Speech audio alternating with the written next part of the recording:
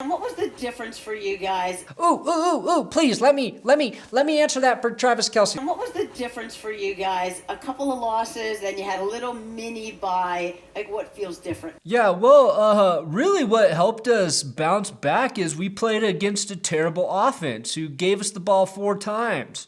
Special teams gave it to us once. It's like really hard to lose when the opposing team gives you the ball 5 times. I mean, like our team isn't even that good.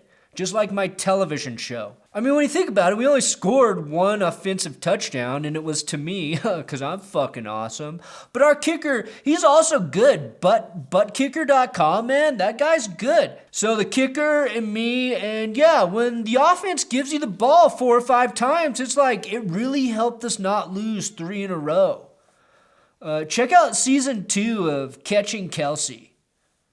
It sucks, but you should watch it. The only good thing that came out of this Broncos loss is the triumphant return of Sergio Dip. He tweeted, Vance Joseph isn't having the time of his life anymore. And he's right. He's fucking right. Vance Joseph is discovering why so many NFL head coaches develop heart conditions. The Chiefs kicked their way to victory. 29-19. Kicker Harrison Butker nailed 5 balls down the gooch. McManus hit 2. So at least we know the gooch is back open for business. That's good, Broncos.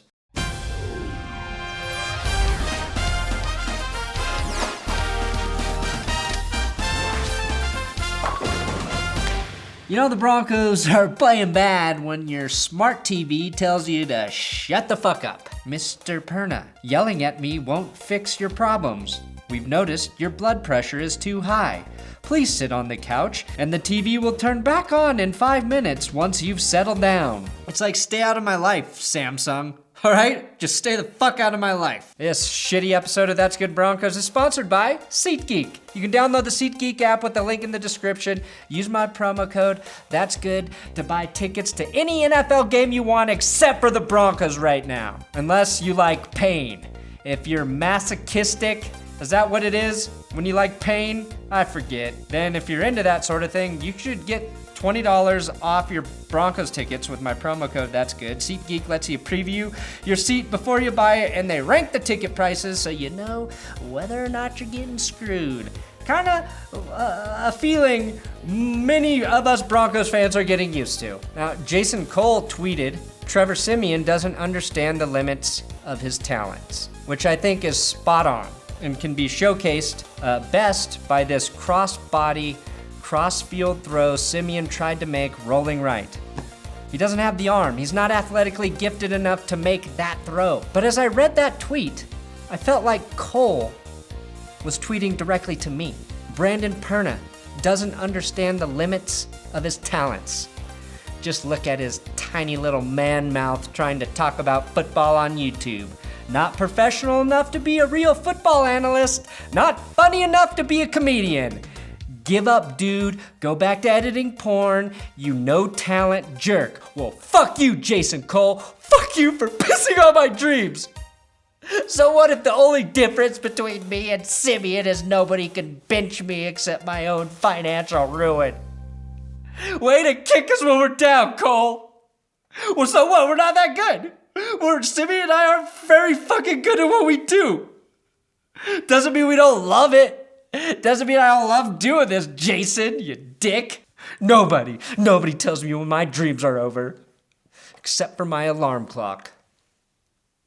I had hope early in this game. Jamal Charles' first carry went for 18 yards on a draw play. I was like, yeah, they're gonna run it. His second carry went for 4. Then I tweeted this. And then he was stripped by Marcus Peters, who scooped up the ball and returned it for a touchdown.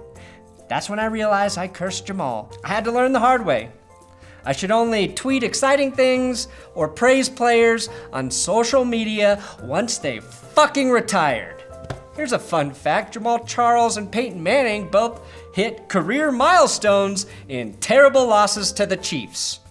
So they have that in common. The Broncos defense was great at everything except for covering Travis Kelce. Safeties, on Kelce. He scored an easy, wide-open touchdown early, which Siemian answered by throwing a terrible interception. Look, again, the defense was good, okay? They were put in bad positions. Kansas City was driving for the early kill. They were up 14-0. They were like a blindfolded drunk driver going for the easy kill, and like the drunken, cocky coach he is, Andy Reid tried to throw a touchdown pass with Tyreek Hill that was picked off by Darian Stewart, which changed the momentum of the game for a tiny amount of time. And that's the shitty thing. When you look at what the Broncos offense was doing last week against the Chargers, which was nothing, it was nothing at all, to this week, they were moving the ball effectively. They were running really well. After that Stewart pick, they drove down the field. CJ was getting yards. Siemian converted 2 third and shorts through the air, and then it happened. It really fucking happened. The Broncos scored a red zone field goal. But with that gooch tickle, that eliminated any chance of getting shut out for the Broncos, so we checked that box. But it's been the story for too long. I feel like a broken record. It is missed opportunity after missed opportunity, compounded by really bad play from the quarterback right now. Siemian, he went back out there with his head held high, and when he could have rushed for a first down, he takes a shot downfield, overthrows Jordan Taylor for a very nice interception. One of the most beautiful interceptions I've ever seen. That's my Trump spin. As the half winded down, the Denver defense saved the day, strip sacking Alex Smith. Shaq Barrett made the sack, Pecco made the recovery, and then with some time on the clock, the offense shit the bed again before the half, going 3 and out. Those are those opportunities getting squandered that I'm talking about. And that's the story. The QB play is bad. It's as bad as it can be. And when he's not playing bad, when Siemian's doing decent things, everyone else is playing bad. At this point, the offense is bad and special teams doesn't look any better. All of this has to be evaluated right now by, well, maybe tomorrow. They can look at it tomorrow. Coming out of halftime, the defense delivers. The defense is like a male veteran porn star, always hard, always coming up big, always just coming out there, really. And then Isaiah McKenzie fumbles a punt on a fair catch. The good news is the Chiefs couldn't score a touchdown even when they started in the fucking red zone. Butt kicker just kept tapping that gooch. And then behind the legs of CJ Anderson and Devontae Booker, the Broncos found themselves in the red zone as well. And guess what? They scored a not touchdown when Bennie Fowler dropped a fucking touchdown pass that hit him right in the goddamn chest. McManus smoked the gooch again. It was like the Broncos were down 20-6. 2 Siemian picks, an Isaiah McKenzie fumble, and a Bennie Fowler drop touchdown. Bennie, my man, you're Bennie in the catch, not Bennie in the I fucking dropped touchdowns to piss off Brandon Perna. Fowler dropped another easy first down catch, which was immediately followed by that Siemian interception, that really ugly one that I showed you with the Jason Cole tweet. Denver did get one legit touchdown tonight, and it came after CJ and Booker were rushing, driving down the field. Booker got the score on a 6-yard run behind some very good blocking. Derby got a touchdown later, I believe, in garbage time, making the game look closer than it was. Well, no, actually, that's about what it was. 29-19. The good news is, though, the Broncos play arguably the best team in the NFL this weekend in the Eagles with Carson Wentz. Maybe the best quarterback right now.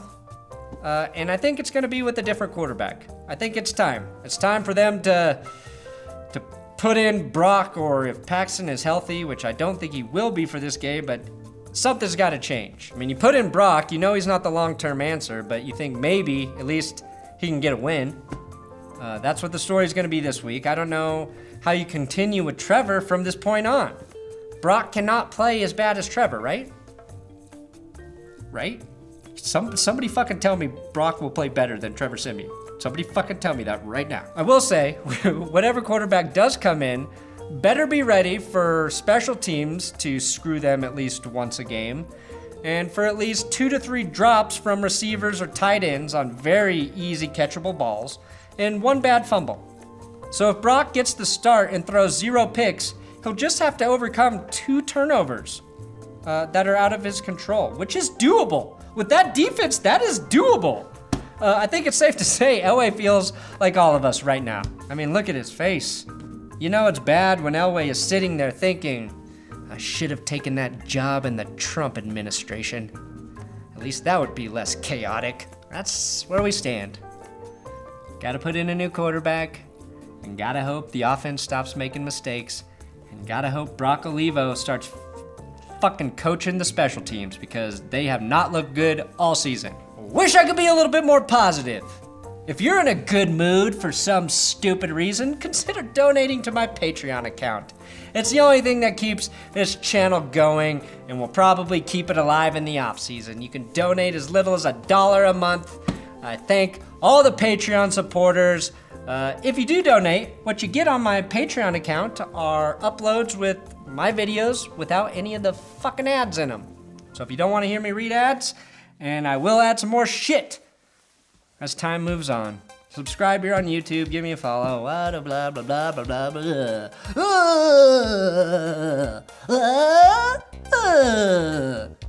That's my analysis of the game.